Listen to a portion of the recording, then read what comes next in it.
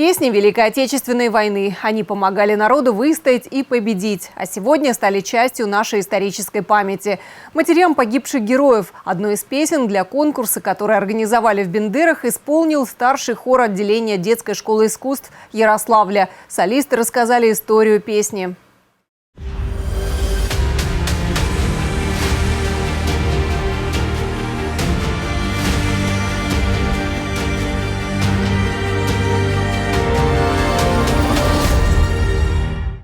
2025 год объявлен годом защитника Отечества. Также в этом году отмечается 80-летие победы в Великой Отечественной войне. Мы не могли обойти стороной такое важное событие и взяли в свой репертуар такое торжественное и одновременно скорбное произведение в честь миллионов матерей погибших героев.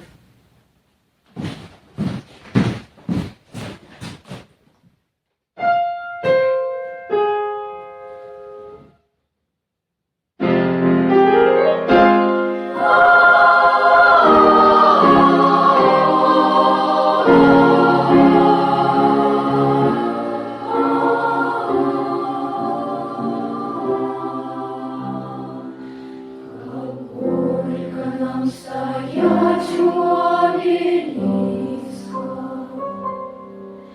и видеть там скорбящих матерей.